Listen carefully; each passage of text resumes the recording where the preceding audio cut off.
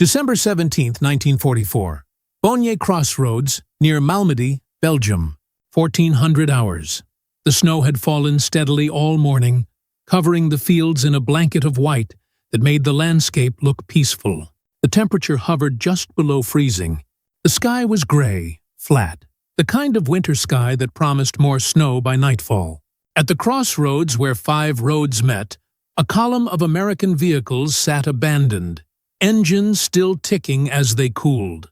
Jeeps, trucks, ambulances, all empty, all silent except for the wind moving through the bare trees along the road. In the field south of the crossroads, 113 men lay in the snow. They were soldiers from Battery B, 285th Field Artillery Observation Battalion. They had been headed south toward Saint-Vith that morning, moving supplies and personnel away from the German advance that had punched through American lines the day before.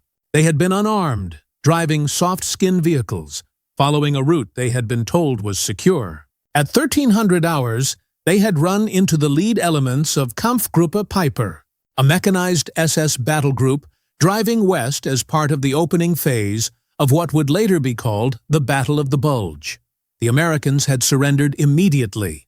They had no weapons, no armor, no chance. They had been ordered out of their vehicles, searched, and marched into the field. They had stood there in loose formation, hands on their heads, while SS soldiers surrounded them with machine guns and armored cars. Then the shooting started.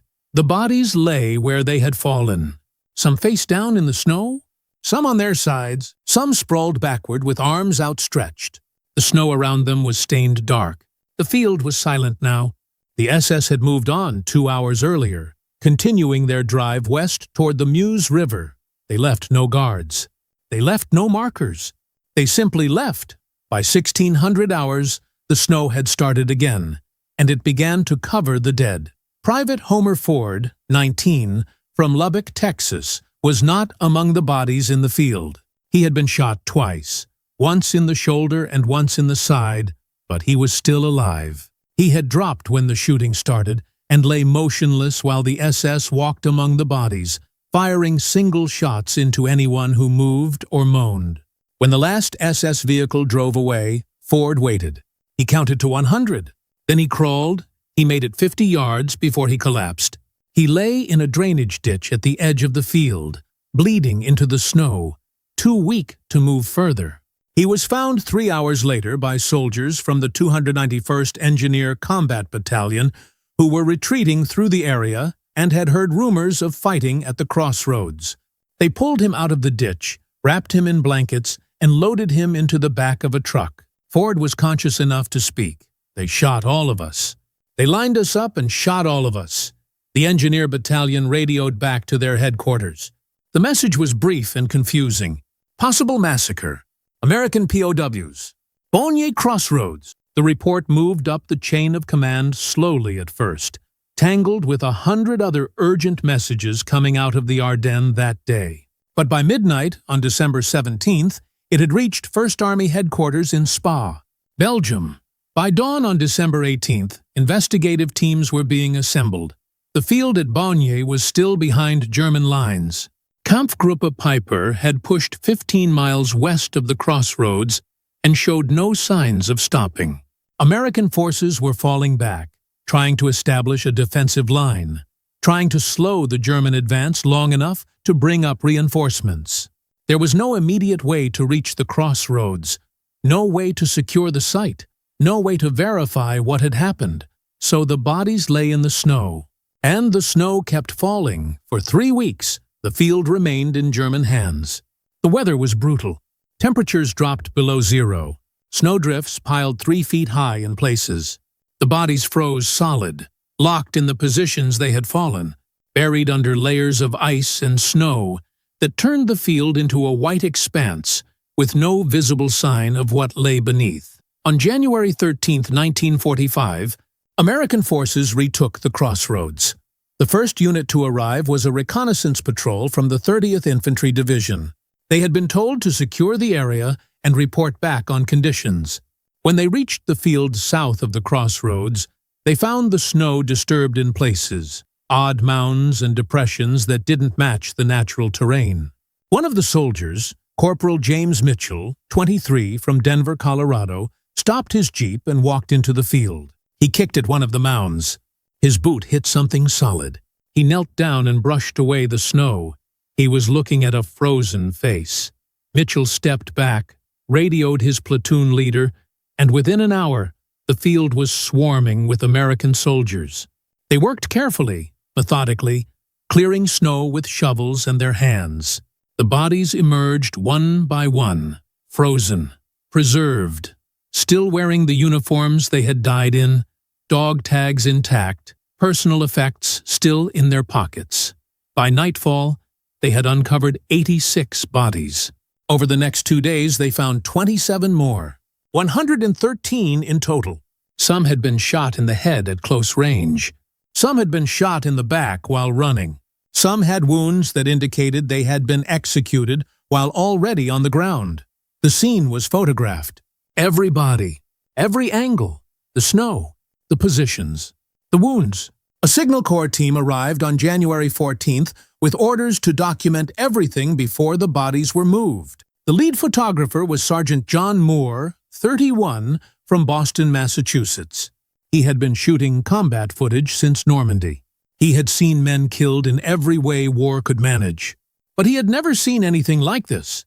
He shot over 200 images in 2 days. Wide shots of the field, close-ups of individual bodies, detailed shots of bullet wounds, of frozen blood, of the expressions still visible on faces that had been locked in ice for 3 weeks. He worked in silence. When he was finished, he packed his cameras and did not speak to anyone for the rest of the day. The investigation began immediately. Colonel Burton Ellis, 42, from Richmond, Virginia, was appointed chief investigator by 1st Army Headquarters. He was a lawyer in civilian life, a judge-advocate officer who had spent most of the war handling courts-martial and procedural matters. This was different. This was a war crime on a scale American forces had not yet encountered in the European theater. Ellis arrived at Baugnez on January 15th with a team of 6 investigators, 2 medical officers, and a stenographer. He set up a command post in a farmhouse a half-mile from the crossroads and began working through the evidence systematically. Step 1. Identify the dead. Every body was tagged with a number. Dog tags were collected and cross-referenced against the roster of Battery B, 285th Field Artillery. Personal effects were catalogued. Letters, photographs, wallets, cigarettes, anything that could confirm identity or provide context. By January 18th, all 113 victims had been positively identified. Step 2. Document the wounds. The medical officers conducted field autopsies. They worked in a barn that had been converted into a temporary morgue, examining each body, recording the number and location of gunshot wounds, estimating range and trajectory. The findings were consistent. Most of the victims had been shot multiple times. Many had wounds to the head or neck, consistent with execution at close range. Several had powder burns indicating the weapon had been fired from less than 3 feet away. Step 3. Find witnesses. Homer Ford was still alive, recovering in a field hospital in Liège. Ellis interviewed him on January 20th. The interview lasted 4 hours and was recorded in shorthand by the stenographer. Ford described the surrender, the march into the field, the moment the shooting started. He described the SS soldiers walking among the bodies afterward, finishing off the wounded. He described the sound of engines as the German column moved on, leaving the field silent except for the wind. Ellis asked if Ford could identify any of the SS soldiers. Ford's answer was precise. I can identify the officer who gave the order. He was tall, maybe 6'2", thin face. He wore an SS captain's insignia. He stood on the road and watched the whole thing. If you believe these stories need to be told with precision, without exaggeration, based on documented evidence, subscribe. We don't sensationalize. We document. And we get the details right. 2 other survivors were located. Private James Matera, 21, from New York City, had been shot in the leg and had crawled into the woods before passing out.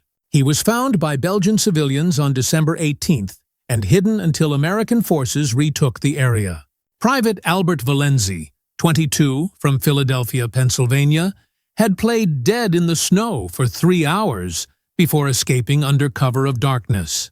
Ellis interviewed both men. Their accounts matched Ford's. They described the same officer, the same sequence of events, the same deliberate, methodical execution. By late January, Ellis had compiled a preliminary report. It was 23 pages long, single-spaced, with appendices that included photographs, autopsy findings, witness statements, and maps. The report identified the unit responsible, 1st SS Panzer Division Leibstandarte Adolf Hitler, specifically Kampfgruppe Peiper, commanded by SS Obersturmbannführer Joachim Peiper. The report was forwarded to Supreme Headquarters Allied Expeditionary Force on January 28th. It reached General Eisenhower's desk the same day. Eisenhower read it in full. Then he issued a directive: full investigation, maximum priority, no limitations on resources. The Malmedy Massacre was to be treated as a war crime of the highest order. Every officer and soldier involved was to be identified. Every participant was to be charged. The case was to be airtight. The investigation expanded. By March 1945, a dedicated war crimes investigation team had been assembled under the command of Lieutenant Colonel Burton Ellis, who had been promoted and given full authority to pursue the case. The team included military lawyers, intelligence officers, interrogators, and forensic specialists. They operated out of a requisitioned hotel in Paris and worked 16-hour days. Their first objective: locate and capture Joachim Peiper. Peiper was still in command of Kampfgruppe Peiper as of late January, but by March, his unit had been pulled back to Germany and was fighting a losing defensive campaign against Soviet forces in the east. On April 24, 1945, Peiper surrendered to American forces in Austria. He was taken into custody and transported to a detention facility near Freising, Germany. His interrogation began on May 2, 1945. The interrogator was Major Dwight Fanton, 36, from Chicago, Illinois, a former prosecutor who spoke fluent German. Fanton sat across a table from Peiper in a small, windowless room and opened a folder containing photographs from Baugnez. He slid the first photograph across the table. "Do you recognize this location?" Peiper looked at the image for a long moment. Then he nodded. "Baugnez, December 17th. Fanton slid another photograph across. "This one showed bodies in the snow. Did your men do this?" Peiper's answer was calm. "I was not present when this occurred. I was several kilometers ahead with the lead element of the column." Fanton leaned back in his chair. "But it was your command. Your unit. Your responsibility." Peiper did not reply. The interrogation continued for 3 days. Fanton worked through the timeline, the witness statements, the physical evidence. Peiper admitted his unit had been at the crossroads. He admitted American prisoners had been taken. He denied ordering their execution. He claimed he had not learned of the incident until days later. Fanton did not believe him. But belief was not evidence. The investigation team widened the net. Over the next 6 months, 74 members of Kampfgruppe Peiper were identified and taken into custody. They were interrogated individually. Their statements were cross-referenced. Contradictions were documented.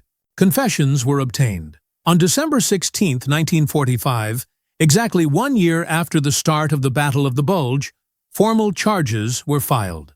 Joachim Peiper and 73 of his men were charged with war crimes in connection with the Malmedy Massacre. The trial began on May 16, 1946, at Dachau, in a converted German military courthouse that had been repurposed by the U.S. Army as a war crimes tribunal. The prosecution was led by Colonel Ellis, now the chief prosecutor for the European theater. The evidence presented included autopsy reports, photographs, maps, witness testimony, and signed statements from several of the accused. The trial lasted 7 weeks. On July 16, 1946, the verdict was delivered. Joachim Peiper was found guilty and sentenced to death by hanging. 42 of his men received the same sentence. The remaining defendants received sentences ranging from 10 years to life imprisonment, but the sentences were never carried out. In the years following the trial, questions were raised about the interrogation methods used to obtain confessions. Some of the defendants claimed they had been coerced. Some claimed they had been beaten. An investigation was launched. The findings were inconclusive, but the controversy was enough to delay the executions indefinitely. In 1951, Peiper's sentence was commuted to life imprisonment. In 1956, it was reduced further. On December 22, 1956, Joachim Peiper was released from Landsberg prison in Bavaria. He had served 11 years. He moved to France, changed his name, and lived quietly in a small village in eastern France. He worked as a translator. He avoided attention, but his past followed him.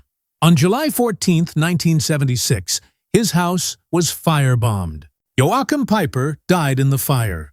He was 61 years old. No one was ever charged with his death. The bodies from Baugnez were buried with full military honors at Henri Chapelle American Cemetery in Belgium. The graves are marked with white crosses, arranged in neat rows, each one inscribed with a name, a rank, a date. Visitors still come. They leave flags. They leave flowers. They leave notes. The field at Baugnez is empty now.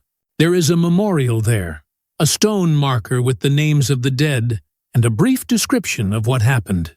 The crossroads is quiet. Cars pass through without stopping. The snow still falls in winter, covering the ground the same way it did in December 1944. The investigation files are stored in the National Archives in College Park, Maryland. They fill 14 boxes. Photographs, statements, transcripts, maps. They are available to researchers. They have been digitized. They are specific, detailed, undeniable. The massacre at Malmedy was not the largest atrocity of World War II, but it was documented with a precision that made denial impossible. The bodies were found. The witnesses were heard. The evidence was preserved. And the men responsible were named. These stories matter. Not because they are easy to hear, but because they are true. If you believe that's worth preserving, subscribe. We'll keep telling them the right way.